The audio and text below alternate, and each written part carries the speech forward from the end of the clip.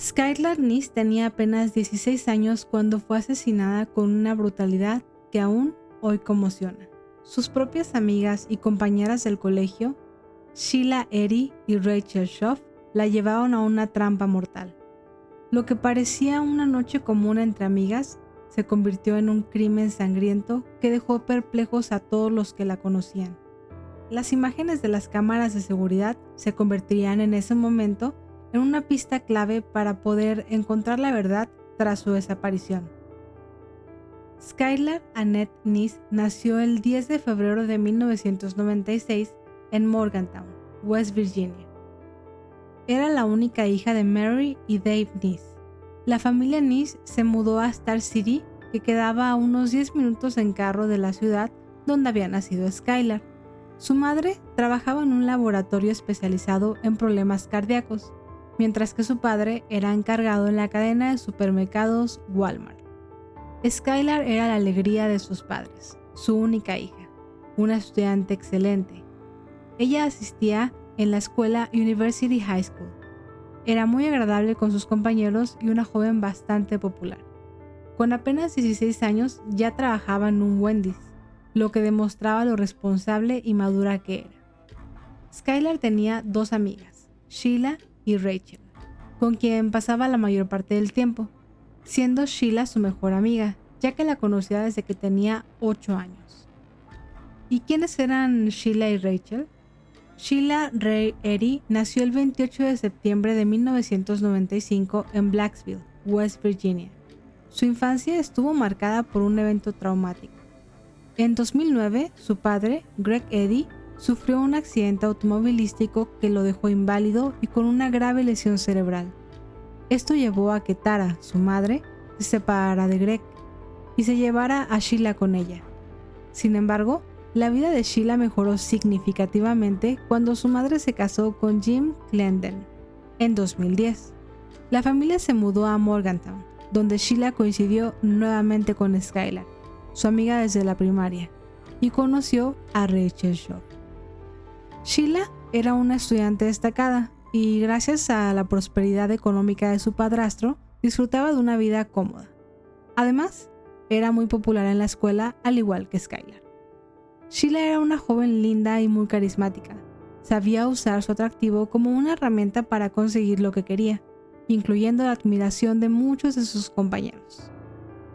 Por otro lado, Rachel Schaff, quien nació el 10 de junio de 1996, también era hija única y había crecido en Morgantown.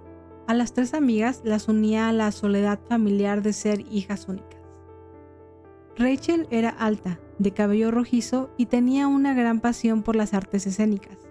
Era talentosa. Destacaba en el canto, la danza y el teatro. Rachel soñaba con alcanzar la fama en el mundo artístico. Sin embargo, a diferencia de Sheila, Rachel era profundamente religiosa, lo que creaba un contraste en su personalidad.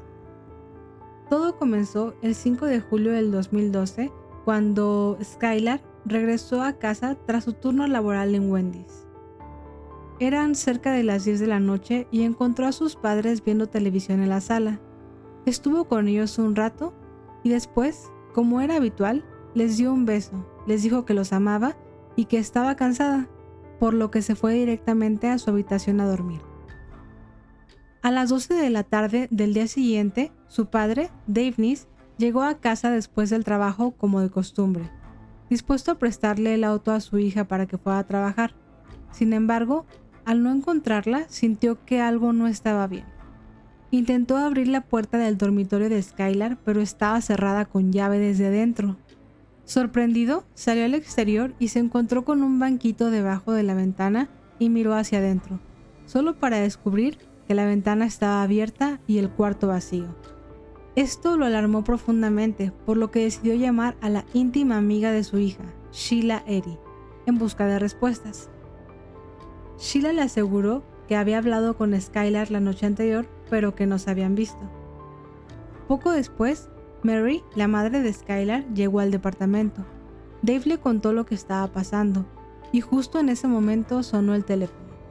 Era el gerente de Wendy's, el lugar donde Skylar trabajaba, preguntando por qué no se había presentado a su turno. Esto resultaba demasiado extraño, ya que Skylar era conocida por ser extremadamente responsable y jamás había faltado o llegado tarde. Mary colgó y enseguida el teléfono volvió a sonar. Esta vez era Sheila, quien confesó que sí había estado con Skylar la noche anterior. Según su relato, junto a Rachel Schaff habían salido a dar un paseo, pero dejaron a Skylar cerca de su casa alrededor de las 11 para que el ruido del carro no despertara a sus padres. Aunque el testimonio de Sheila parecía convincente en un principio, Dave y Mary Neese estaban profundamente preocupados. Para ese punto no entendían con quién podría haber estado Skylar después de estar con sus amigas. La incertidumbre era demasiada, por lo que decidieron reportar su desaparición a la policía. En ese momento las autoridades actuaron rápidamente y recolectaron las imágenes de las cámaras de seguridad del edificio y de la zona. Las grabaciones mostraban a Skylar saliendo de su casa a las 12:31 de la madrugada del 6 de julio del 2012. Vestía un short amarillo y una camisa de colores, y se subía al asiento trasero de un auto que acababa de detenerse frente a su edificio. Esto les dio un pequeño alivio a los Neese, pero no se podía identificar con claridad el auto en el que se subió, debido a la mala calidad del video. Debido a esto, la policía no activó la alerta Amber, porque no había una sospecha clara de secuestro. Argumentaron que Skylar podría haberse fugado del hogar con alguien o estar en una travesura adolescente, ya que era común que Skylar saliera de noche con sus amigas. Por lo tanto, les pidieron a los Neese que esperaran un poco más antes de continuar con la búsqueda. Dave, sin embargo, no aceptó esa explicación. Conocía profundamente a su hija y sabía que esas hipótesis no tenían sentido. Skylar había dejado atrás elementos esenciales: su cargador de celular, sus lentes de contacto y su plancha para el cabello. Estos detalles eran claros indicadores de que Skylar no planeaba irse por mucho tiempo y esperaba regresar pronto. La ventana abierta en su cuarto y la ausencia de la ropa reforzaban la idea de que algo malo estaba ocurriendo. Ante la pasividad inicial de la policía, los padres de Skylar Neese decidieron tomar cartas en el asunto. Repartieron folletos por todos lados con la ayuda de los compañeros del colegio de su hija. Sheila Eddy, su amiga de toda la vida, fue quien más colaboró. Incluso, acompañada por su madre Tara, fue puerta por puerta buscando información. Sheila parecía devastada. Recordemos que era amiga de Skylar desde que tenían 8 años. Incluso en una ocasión se tiró en la cama de Skylar llorando desconsoladamente. Pasaron los días, pero las pistas que llegaban no llevaban a ningún lado. La policía, al igual que los padres de Skylar, recibían testimonios falsos del caso del adolescente. Algunos decían que Skylar había conocido a un depredador en internet. También se llegó a decir que Skylar se había drogado y había decidido huir. Sin embargo, estas teorías no convencían a los padres de la joven, quienes seguían creyendo que su hija estaba en peligro. Con el tiempo, la tensión aumentó. Los padres de Skylar estaban determinados a encontrar a su hija. No dejaban de buscar respuestas, aunque cada día que pasaba hacía que el panorama fuera más sombrío. Mientras tanto, Sheila seguía mostrando una actitud de extrema preocupación. Algunos amigos de Skylar comenzaban a sospechar que las historias de Sheila Eddy y Rachel Schaff no eran del todo ciertas. Por lo tanto, las teorías sobre la desaparición de Skylar tomaron otro rumbo. Estas tres chicas formaban un trío inseparable, eran mejores amigas. Algo debían saber las amigas más cercanas de Skylar. En ese momento, algunos compañeros de clase, desconfiados, decidieron crear cuentas anónimas en redes sociales para hostigar a Sheila y Rachel, con la esperanza de que, bajo presión, terminaran confesando algo. Fue muy notorio que habían tenido problemas las amigas por unos mensajes que Skylar Neese había publicado en sus redes sociales. 3 de mis mejores amigas se van de la ciudad este fin de semana dejándome sola y sin planes. Tú haciendo las cosas así, es por eso que nunca confiaré completamente en ti. El estrés será mi muerte. Enferma de estar en la maldita casa. Gracias amigas, me encanta estar con ustedes. Le contaré a todo el colegio toda la mierda que sé de todos, que es mucha. Para ese entonces, el 22 de agosto del 2012, Sheila publicó un mensaje en Facebook que decía lo siguiente: Skylar, regresa, en serio no puedo lidiar la escuela sin ti, te extraño demasiado. Sin embargo, para ese punto sus compañeros ya estaban demasiado desconfiados de su actitud. Mientras tanto, al no haber novedades sobre Skylar, el caso escaló al FBI. El FBI y la Policía Estatal de West Virginia se unieron a la búsqueda.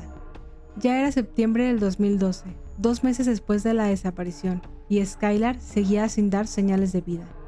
Aunque Sheila aparentaba desesperación en sus publicaciones, los investigadores comenzaron a notar grietas en su fachada perfecta.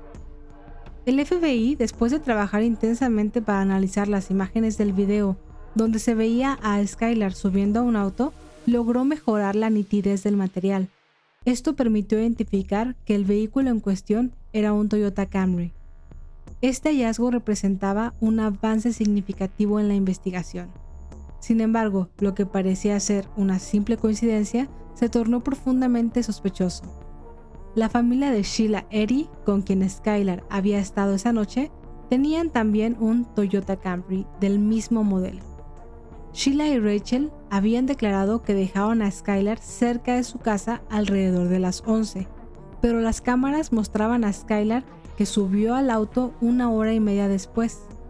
A Sheila la llamaron para que explicara esta discrepancia, y ella repitió su versión de los hechos sin modificar un solo detalle.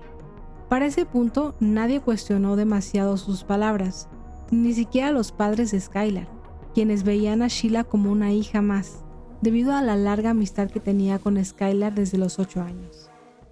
Mary Nice, la madre de Skylar, publicó su desesperación por encontrar a su hija. Skylar, rezo todos los días para que vuelvas a casa. Sabes que no me gusta mucho la oración, pero si hay alguna posibilidad de que te lleve a casa sana y salva, haré cualquier cosa, y esto lo prueba. Te amo más que a la vida misma, y eres mi mundo desde hace 16 años. Por favor, no me la quites ahora. Si Dios quiere, todavía nos quedan muchos años para estar juntas. Vuelve a casa pronto. Dulce muñeca, te extraño tanto que ni siquiera puedo expresarlo con palabras. Los oficiales no podían ignorar lo raro de la coincidencia entre el auto identificado y el vehículo de la familia Eddy. Con el paso de los días, comenzaron a surgir incongruencias entre las declaraciones de Sheila y Rachel. Los investigadores rastrearon las antenas de los celulares de ambas, descubriendo que el teléfono de Rachel había estado conectado a una antena cercana en un bosque de Blacksville, una localidad próxima al lugar de la desaparición. Al interrogarlas nuevamente, esta vez por separado, las tensiones se hicieron evidentes. Sheila se mantuvo firme en su versión, repitiendo el mismo relato una y otra vez. Su consistencia en el relato parecía demasiado ensayada. Por otro lado, Rachel titubeó. Comenzó a mostrarse nerviosa, le temblaban mucho las manos y terminó confesando que esa noche habían ido en una dirección completamente diferente, al bosque de Blacksville. Sheila, al enterarse de que Rachel había cambiado su declaración, se presentó voluntariamente para ajustar también su versión. Esto fue visto como una movida inteligente, pero no logró convencer del todo a los investigadores. La oficial, Jessica Colbank, quien estaba a cargo de los interrogatorios, notó algo profundamente inquietante en las chicas. Sobre Sheila comentó: su actitud era tan desagradable, tan decadente de emoción, pero cuando le hacías preguntas que no quería responder, se deshacía en lágrimas. Rachel, en cambio, parecía más distante. Cuando la entrevistaron nuevamente, esta vez por teléfono, porque sus padres la habían enviado a un campamento religioso, mostró una actitud despreocupada. Según Colbank, todo lo que decía parecía parte de un guión estudiado. Rachel insistía en que no sabía nada y que los detectives deberían hablar con Sheila. A medida que los días avanzaban, la falta de coherencia y la aparente frialdad de ambas amigas hicieron que las sospechas de los oficiales se reforzaran. Por lo tanto, la investigación se centró aún más en descubrir qué escondían estas dos adolescentes que, en apariencia, habían sido inseparables de Skylar. Para ese punto, lo más difícil para los investigadores era determinar un móvil claro que justificara las mentiras de Sheila y Rachel. Estaban convencidos de que las chicas sabían mucho más de lo que admitían. Por lo tanto, el 3 de septiembre emitieron una orden para decomisar los medios de comunicación electrónicos de ambas, buscando cualquier evidencia que las vinculara al caso. Sin embargo, no encontraron nada concluyente, más allá de algunas discusiones típicas de adolescentes. El 10 de agosto del 2012, Sheila hizo la siguiente publicación. Todo lo que quiero es que mi mejor amiga regrese a casa. Me gustaría saber algo para darle una pista a la policía o para que pueda regresar a casa, pero no sé nada. Haría cualquier cosa para tenerla en casa ahora mismo y desearía saber algo como todo el mundo piensa que sé. Vuelve a casa, Skylar. Han pasado 5 semanas. Te extraño y te amo. Cabe destacar que en respuesta a este mensaje, el padre de Skylar, Dave Neese, le respondió lo siguiente. Aguanta, cariño. No dejes que nada te deprima. Te amo. Confirmando la confianza y cariño que sentía por Sheila. Un mes después, el 2 de octubre, Sheila publicó una foto en Facebook que generó desconcierto. En la imagen aparecían Skylar, Rachel y ella juntas con un mensaje que decía: Skylar, lo siento, no he publicado en un buen tiempo. La escuela ha estado ocupando todo mi tiempo. Rachel y yo te extrañamos mucho, especialmente en el almuerzo. Nos sentamos a la mesa solas. Vuelve para que ya no estemos tan solitarias. La escuela es tan difícil sin ti. En realidad, todo es tan difícil sin tu presencia. Pienso en ti las 24 horas del día, los 7 días de la semana, y extraño no poder hablar por teléfono. Sé que no te gustarían algunas de las cosas que se dicen últimamente.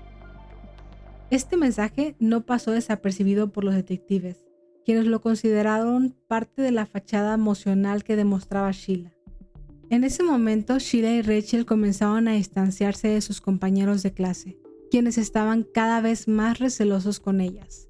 La presión era demasiada, y las chicas tuvieron que enfrentar interrogatorios regulares, cada una con su propio abogado.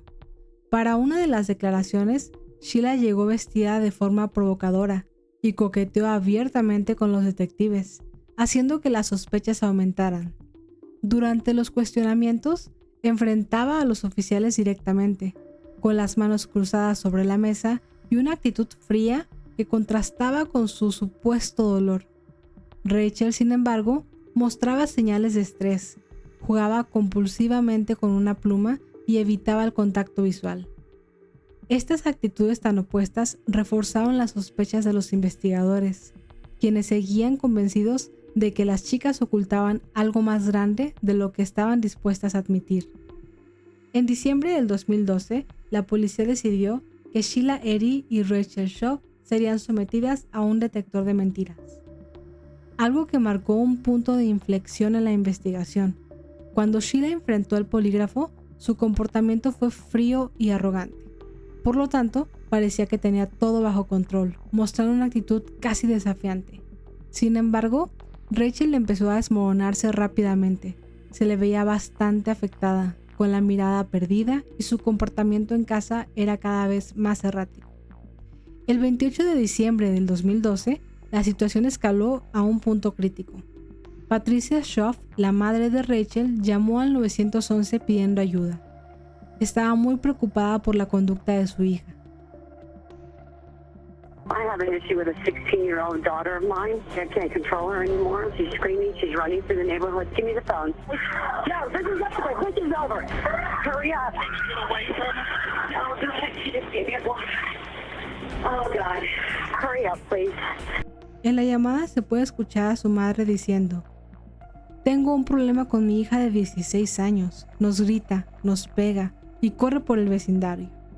Mientras hablaba, se escuchaba a Rachel gritando y llorando en el fondo. Patricia, visiblemente desesperada, le dijo a su hija: No, no, no. Esto se acabó. Su marido intentaba contenerla mientras pedían asistencia inmediata.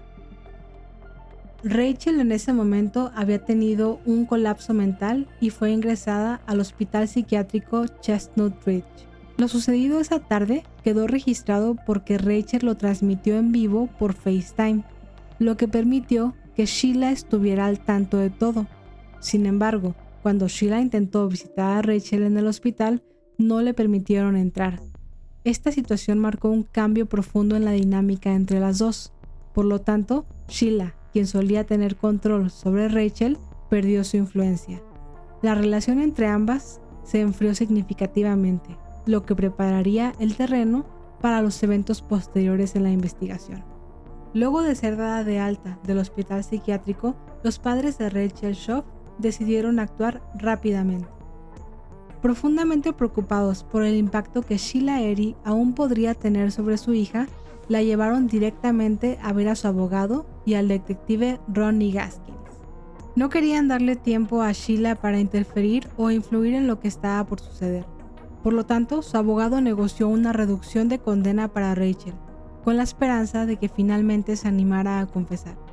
En ese momento los investigadores esperaban escuchar alguna historia relacionada con algún accidente de drogas o algo similar, pero lo que Rachel les contó los dejó completamente atónitos. Nosotras apuñalamos a Skylar. No fue un accidente, fue un asesinato. La crudeza de sus palabras marcó un giro en la investigación. Mientras relataba lo sucedido, Rachel estaba visiblemente afectada. Tomó un bote para papeles que estaba al lado mientras hablaba porque sentía náuseas y ganas de vomitar. Sin embargo, continuó su relato sin omitir detalles. Admitió que, junto con Sheila, habían planeado el asesinato porque Skylar no nos aguantaba más y no queríamos seguir siendo amigas suyas. Simplemente nos caía mal. Fue un crimen profundamente frío y calculado, ejecutado con una premeditación que horrorizó a los investigadores. Tras haber confesado Rachel, los investigadores lograron armar todo el plan de lo que había sucedido esa fatídica madrugada de julio del 2002. Después de que Skylar se despidiera con un beso de sus padres y se dirigiera a su cuarto, quedó de verse con sus amigas Sheila y Rachel. El sistema de videovigilancia del edificio captó a Skylar saliendo de la ventana de su habitación a las 12:31 de la madrugada del 6 de julio. Afuera, Sheila la esperaba al volante, mientras Rachel la acompañaba en el auto. Para ese punto, Skylar no sospechaba nada. Las chicas la habían convencido de que sería una noche de diversión, fumar hierba y pasar tiempo juntas, como solían hacerlo. Hacía tiempo que no salían juntas debido a pequeñas discusiones que tenían, y Skylar creía que sería un buen momento para reconciliarse. Lo que Skylar no sabía es que este asesinato había sido planeado durante meses, ya que en octubre del 2011, Sheila y Rachel habían comenzado a idear la forma de deshacerse de Skylar. Durante una clase de ciencias, Sheila llegó a decir en voz alta: "Deberíamos asesinarla". Un compañero que escuchó el comentario le advirtió a Skylar, pero ella simplemente respondió que era solo un juego de sus amigas. En ese momento, Skylar no podía imaginar lo macabro de lo que realmente tramaban. Después de unas vacaciones a la playa que tomó Skylar con la familia de Sheila en mayo del 2012, Sheila le contó a Rachel de sus continuas disputas y descontentos durante el viaje con Skylar, lo que aumentó el deseo de deshacerse de ella de una vez por todas. Esa noche del 5 de julio del 2012, Sheila y Rachel estaban listas para llevar a cabo su plan. Habían preparado todo con demasiada precisión. En la cajuela del auto cargaron trapos de limpieza, cuerdas, toallas de papel, ropa limpia y una pala que Rachel había tomado de su casa junto con las armas del crimen, 2 cuchillos que Sheila tomó de la cocina de su mamá. Para evitar cortarse con los cuchillos, los habían envuelto en la ropa que llevaban para cambiarse.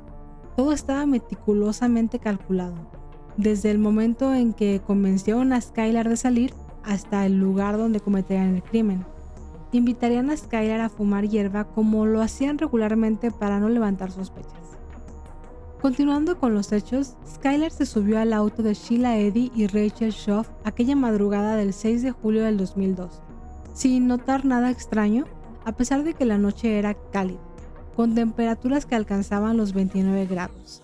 Sheila y Rachel llevaban puestos suéteres con gorro, algo que no encajaba para nada con el clima, pero Skylar no se dio cuenta de este detalle en ese momento. Las tres adolescentes tomaron la ruta 19 con la intención de conectar con la ruta 7, pero se toparon con una patrulla estacionada al costado, por lo que decidieron regresar hacia Star City, evitando así cualquier interacción con la policía que pudiera delatar que llevaban hierba en el auto. Entonces tomaron un camino alternativo hacia Blacksville, que las condujo hasta un lugar aislado en Morris Run.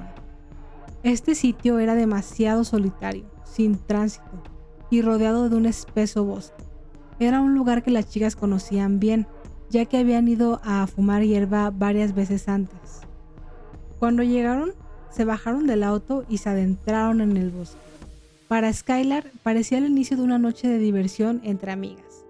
Sheila y Rachel, sin embargo, tenían un plan completamente diferente. Mientras conversaban, dijeron que habían olvidado el encendedor para poder prender sus pipas, a lo que Skylar se ofreció a ir al auto a buscarlo. Apenas les dio la espalda, Sheila y Rachel sacaron los cuchillos que habían escondido previamente en sus sudaderas y comenzaron a contar. 1, 2, 3 y se fueron encima de Skylar. Skylar, aterrada, trató de escapar mientras las chicas la atacaban con los cuchillos. Logró defenderse un poco, avanzando unos metros, pero Rachel logró tirarla al suelo. En un intento desesperado, Skylar le arrebató el cuchillo a Rachel y le hizo un corte de 8 centímetros en el tobillo, dejándola en el suelo por unos segundos. Sin embargo, Sheila aprovechó ese momento para continuar su ataque. Con una frialdad impresionante comenzó a apuñalarla sin detenerse. Skylar, aún consciente, sentía los golpes mientras les preguntaba: ¿por qué? ¿Por qué? ¿Por qué? Rachel se logró poner de pie y se acercó a Skylar para seguirla atacando junto con Sheila. Continuando las jóvenes con el terrible ataque, llegó un momento en que Skylar dejó de luchar. Por los cortes del cuello ya no podía respirar y sangraba demasiado. Sheila y Rachel le dieron un total de 50 puñaladas aproximadamente a Skylar. Luego de esto, arrastraron el cuerpo de Skylar hacia un lago cercano, donde intentaron cavar un pozo para enterrarla. Sin embargo, el suelo era demasiado duro, lleno de piedras que les impedía avanzar. Sin otra opción, dejaron el cuerpo bajo un árbol y lo cubrieron con ramas, hojas y todo lo que se encontraran cerca, esperando que permaneciera oculto. Regresaron al auto, se quitaron la ropa llena de sangre y la metieron en una bolsa de residuos que luego descartaron en el camino. Todo el proceso, desde el momento en que Skylar salió de su casa hasta que las chicas volvieron a la suya, les había tomado 3 horas. Sheila y Rachel se comportaron como si nada hubiera pasado, consumando uno de los crímenes más fríos y calculados que los investigadores habían presenciado. La oficial Jessica Colbank reveló un detalle perturbador. Skylar, en su diario personal, escribía mucho sobre Sheila y sus aventuras íntimas. Según el diario, el 21 de agosto del 2011, Skylar, Sheila y Rachel se encontraban en el bar de la madre de Rachel, consumiendo todo lo que encontraban a su alcance. Borrachas, Sheila y Rachel comenzaron a besarse y terminaron envueltas en un encuentro íntimo. Skylar, por temor a despertar a la mamá de Rachel, no se atrevió a salir de la habitación. 2 semanas después, Skylar publicó un mensaje en sus redes sociales que parecía una amenaza. Le contaré a todo el colegio la mierda que sé. Por lo tanto, surgió la pregunta: ¿fue este comentario el detonante que llevó a Sheila y Rachel a planear el asesinato durante meses? A primera vista no parecía un motivo suficiente. Skylar, como defensora de los derechos LGBT, no habría cuestionado la relación de sus amigas. Sin embargo, había otras dinámicas en juego. Sheila, quien tenía una reputación promiscua en la escuela, se jactaba de su bisexualidad, lo que hacía improbable que un secreto de este tipo la avergonzara. Rachel, por otro lado, tenía un novio y era profundamente religiosa, lo que podría haber hecho que la situación tuviera un peso emocional mayor para ella. Pero aún así, nada de esto justifica un crimen tan calculado y brutal. Luego de la confesión, Rachel condujo a los investigadores hasta el lugar donde habían dejado el cuerpo de Skylar. Sin embargo, la búsqueda no fue sencilla, debido a la gran cantidad de nieve que cubría la zona. Finalmente, utilizando un vehículo especializado y un perro entrenado, lograron encontrar el esqueleto de Skylar el 16 de enero del 2013. Estaba a 48 kilómetros de su casa, y su identidad fue confirmada por los peritos forenses. Este hallazgo no solo cerró una etapa de incertidumbre, sino que también intensificó el deseo de justicia. Continuando con el relato de los hechos, habían pasado 6 largos meses desde la desaparición de Skylar cuando la policía informó a sus padres la peor de las noticias. Para Dave Neese, quien confiaba ciegamente en Sheila, fue un golpe devastador. Entre lágrimas expresó: Sheila era parte de nuestra familia, realmente lo era. Quiero decir, era como una hija más para nosotros. Este giro en el caso dejó a la familia profundamente desconsolada. Sheila Eddy se seguía declarando inocente y llegó a publicar un mensaje en sus redes sociales de desolación una vez aparecido el cadáver. Descansa tranquila, Skylar. Siempre serás mi mejor amiga. Te extraño más de lo que jamás podrías imaginar. Los investigadores también encontraron el siguiente mensaje que Sheila había publicado después del asesinato de Skylar. Nosotras realmente fuimos en 3. Haciendo referencia de cómo contaron hasta 3 para atacar a Skylar. El 1 de mayo del 2013, Rachel Schaff se declaró culpable de asesinato en segundo grado, lo que marcó el inicio de su cooperación con las autoridades. Por lo tanto, el enfoque se centró en Sheila Eddy, cuya frialdad e inteligencia hacían más difícil vincularla al crimen. Los investigadores intentaron usar micrófonos ocultos para obtener una confesión directa, pero Sheila era demasiado calculadora y no se incriminó. Finalmente consiguieron órdenes de allanamiento para su casa y su vehículo. Estas búsquedas resultaron clave, ya que encontraron rastros de sangre de Skylar en unos cuchillos de cocina y en el auto familiar de Sheila. Con esta evidencia finalmente lograron incriminarla. Los fiscales anunciaron públicamente que Sheila Eddy sería juzgada como adulta. Su imagen, que una vez fue de una amiga cercana e hija más para los Neese, se convirtió en una de las asesinas que había planeado el crimen con una gran frialdad. Así, la justicia comenzó a cerrar un caso que había conmocionado profundamente a toda la comunidad. El 6 de septiembre del 2013, Sheila Eddy fue acusada de secuestro, asesinato en primer grado y conspiración. Ella mantuvo su inocencia durante el juicio. Sin embargo, las pruebas y testimonios eran demasiado contundentes. Finalmente, cuando el juez le preguntó cómo se declaraba ante el crimen cometido, respondió ser culpable. Sheila Eddy, how do you plead to the offense of murder in the first degree of the felony charged in count 3 of the indictment in this case? Guilty. Sheila Eddy fue sentenciada a cadena perpetua, con una posibilidad de pedir libertad condicional después de cumplir 15 años en prisión.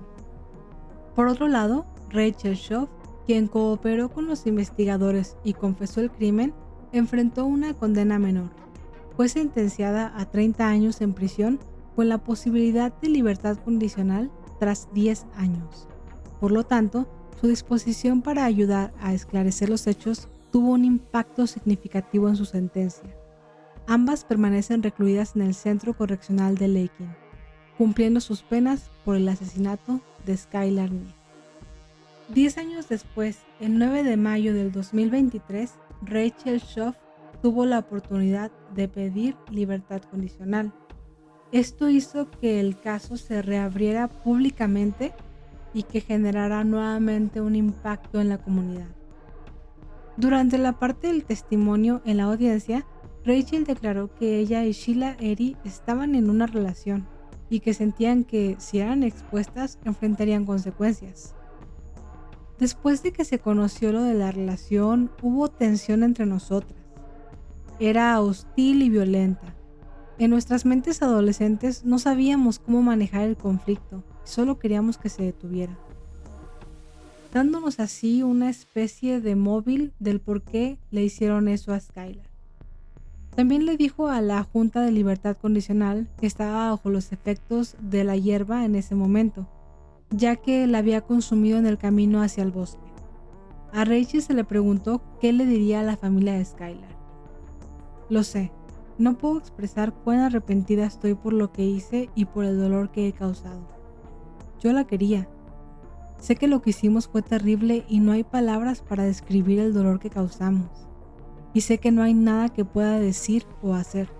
Solo rezo por ellos todo el tiempo y pido paz para sus corazones. Cambiaría mi lugar con Skylar para que ella pudiera estar con sus seres queridos. Solo quiero que sepan cuán profundamente lo siento. Por su parte, el padre de Skylar, Dave Neese, respondió lo siguiente.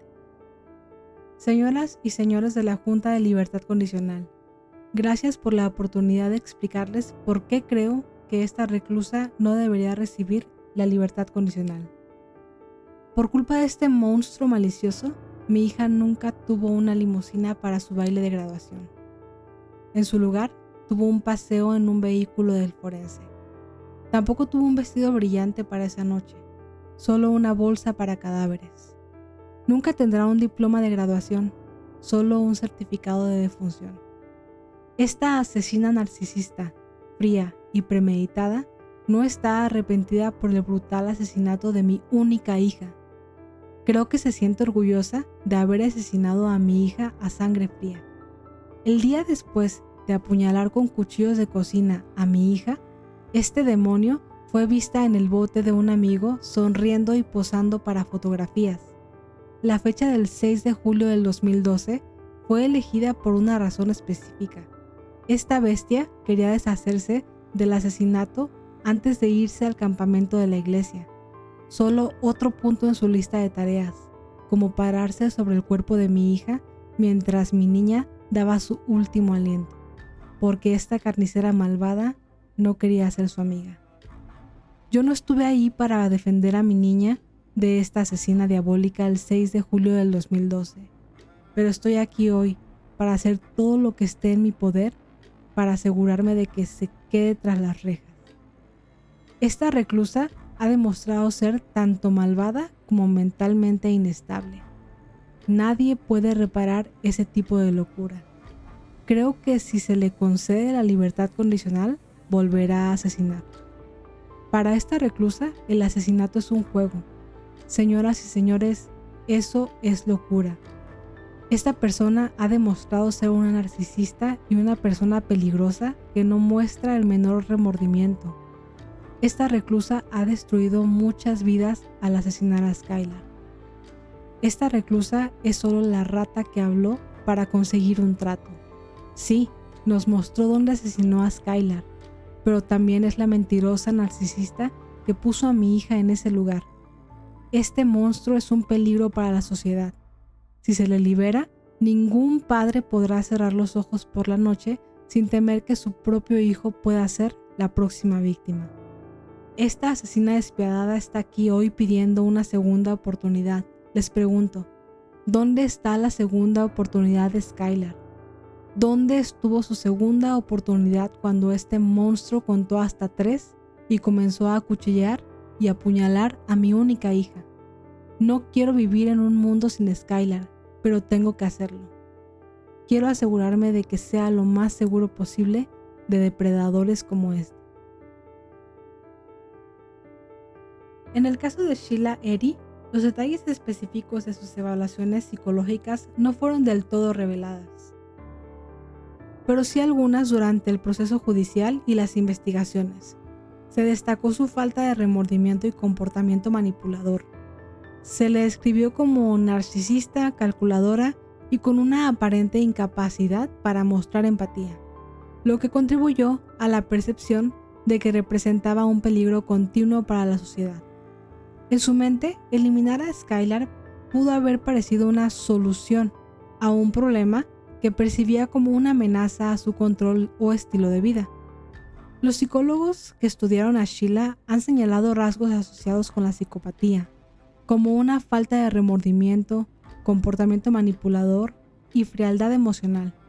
Este perfil psicológico puede haber facilitado su capacidad para cometer el crimen y continuar actuando con normalidad después del asesinato. Desde una perspectiva psicológica, el crimen refleja una combinación de factores emocionales, sociales y de personalidad. Sin embargo, lo que destaca en el caso de Sheila es su aparente insensibilidad hacia el sufrimiento de su amiga y la falta de remordimiento tras el asesinato, lo que sugiere una desconexión emocional significativa. Skylar Neese era una joven que tenía toda una vida por delante. Ella quería estudiar para ser abogada. Nunca pensó que aquellas a quienes llamaba sus mejores amigas pudieran lastimarla de una manera tan atroz. Su trágica historia de traición inspiró la película Amistad Mortal, estrenada en el 2014, y dio lugar a un cambio legislativo significativo. Sus padres, devastados por la pérdida, se propusieron a honrar su memoria luchando por una reforma en las alertas Amber del estado de West Virginia. Gracias a su esfuerzo se creó la ley Skylar, que obliga a la policía a emitir alertas Amber cuando un menor es desaparecido. Esto independientemente de que exista o no una sospecha inicial de secuestro. Dave y Mary Neese decidieron crear un monumento a modo de tributo en el lugar del fallecimiento de Skylar. Esto para honrar su memoria. Algo horrible sucedió aquí, pero queríamos tomar lo horrible que sucedió aquí y tratar de convertirlo en algo bueno. Un lugar al que la gente pueda venir y recordar a Skylar, y recordar a la niña buena que era, y no como a una pequeña bestia, que fue como la trataron.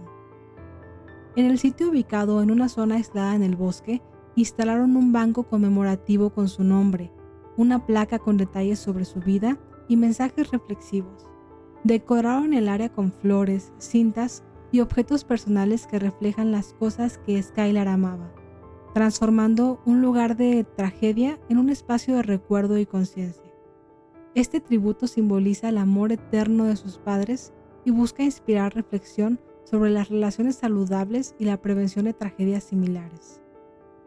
Esa madrugada del 2012, Skylar salió de su casa por la ventana de su habitación, dejando atrás la mirada protectora de sus padres. Corrió hacia lo que creía sería una noche de diversión y confianza, junto a Sheila y Rachel, quienes la convencieron con la promesa de reavivar su amistad. Sin embargo, esa noche terminaría arrebatándole su ingenuidad, su confianza y finalmente su vida. Falleció ahogada en su propia sangre, mientras sus últimas fuerzas se desvanecían al enfrentarse a la traición de quienes consideraba sus mejores amigas. Lo más triste de todo es que en sus últimos momentos, Skylar supo perfectamente quiénes la habían asesinado.